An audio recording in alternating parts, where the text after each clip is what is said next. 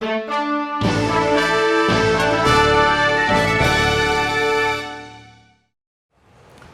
Martensi platsil, kena pärastlõuna, ehkki võib-olla veidi tuuline.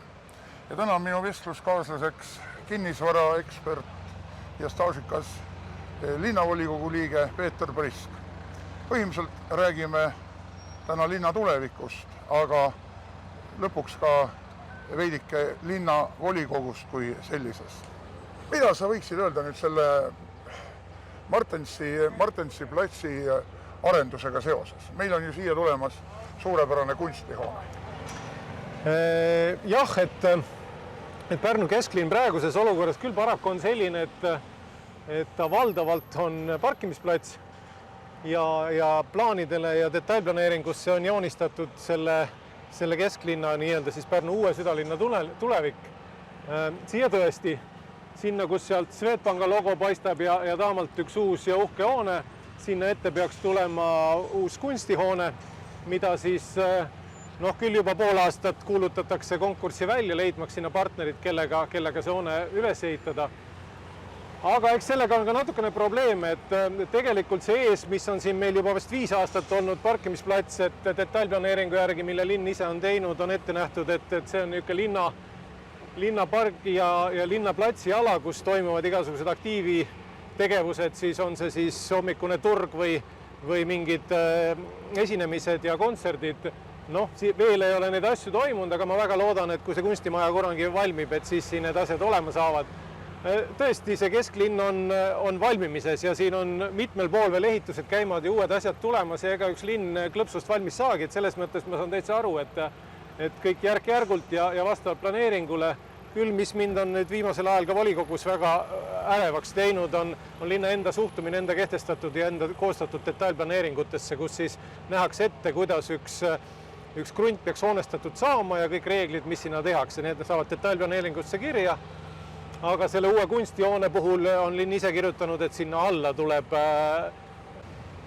kogu ulatuses parkla, mis on see avatlikus kasutuseks, aga siis, kui seda majaprojektile hakati raha taotlema, siis järsku oli see parkla maha tõmmatud ja seda ei olnud. Ma paar korda küsisin linnapea käest ka, et kuidas siis niimoodi, et detailplaneeringus ette nähtud parklat ei tule, aga vastuseks paraku sain ainult rohkem häma kui vastuseid viimases variandis siis see, et enne ehitatakse maja ja kunagi hiljem pärast selle alla ehitatakse parkla, et see ei olnud väga tõsiselt võetav vastus.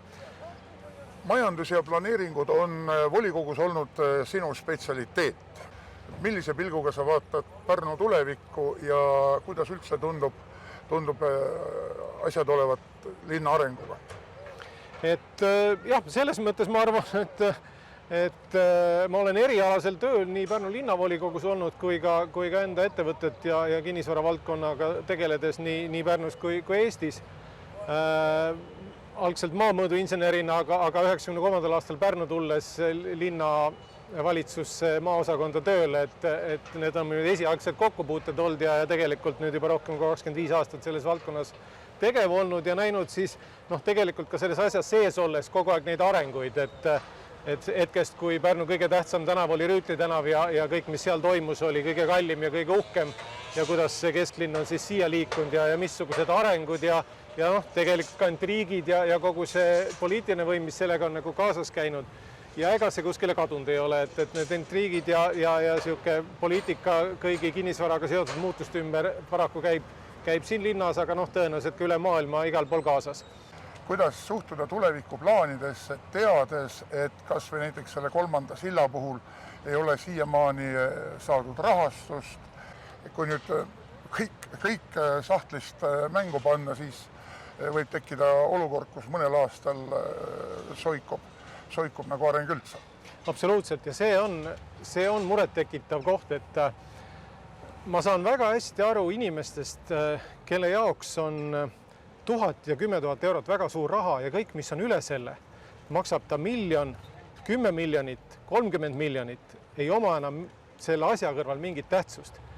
Aga linna rahakott, milles võib öelda, et 10% on sellist raha, mida volinikud ja linnavalitsus oma otsustega saavad liigutada, ülejäänud on põhimõtteliselt sisse tulev ja juba ära otsustatud välja minev, kas siis palkadeks või vajalikeks tegevuseks selleks, et linn toimiks. Ja nüüd, kui arvestada neid võimalusi, mis linnal investeeringuteks on, siis paraku viimaste aastate jooksul on see pigem olnud kahanev. Nüüd ehitushindade tõusuga ja nende hinnangutega, mis on silla ehituseks kulumas, on jäänud ebaselgeks ikkagi see võimekus, et kas me tõesti lähme tegema seda, et 5 aasta linna kogu investeerimisvõimekus pannakse ühte objekti, mis on selgelt linnalise liiklustiheduse reguleerimise iseloomuga. Küll väga ilus ja küll väga vajalik, aga natukene ebaselgeks on see pool jäänud ja selles mõttes ma arvan, see küsimus on väga, väga õigustatud, et kui küsida, kas te olete silla poolt, siis 10 käega ja minu pärast kindlasti võiks neid sildu selleks, et ühendused oleks paremad, veelgi juurde teha, aga alati tuleb vaadata rahakotti. Ma väga loodan, et need on adekvaatselt läbi arvutatud ja toimivad, aga küsimärke selles valdkonnas paraku on veel. Et kui me hakkame saama 40 minutiga Riiga ja Tallinnasse, vahet pole kas tööle, puhkama, laulupeole või kultuuri vaatama, siis see loob kogu Eestis parimaks elukeskkonnaks Pärnu ja kui ta on parim elukeskkond, siis siin on inimeste arv kasvab ja siia tekivad ka uued võimalused töökohtade tekkeks, ettevõtluseks ja arenguks, et kogu see Pärnu tulevik selles perspektiivis kindlasti on helge ja ilus, aga selleks on vaja tarku otsuseid ja õigeid inimesi, kes neid võimalusi ära kasutavad.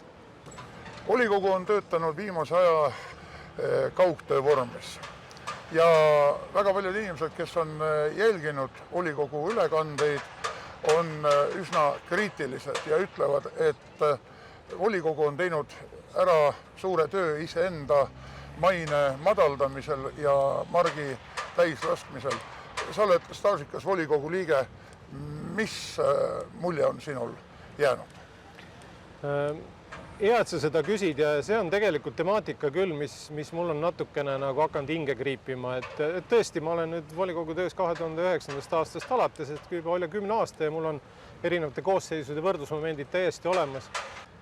Ma arvan, et see, et Pärnu linnavolikogu pole enam selline koht, kus inimesed saaks aru, et sinna tullakse viisakalt riides ja tehakse otsuseid, millest inimesed saavad aru, et mille üle on sügavalt järgi mõeldud ja tunnetatud oma vastutustunnet rahva esindajatena, et see on selle koosseisuga küll allakäigu saanud, aga ma väga loodan, et uued valimised ja uus koosseis siin teeb selgelt muutuse paremuse suunas. Aitäh ja edu valimistele! Oi, suur tänu!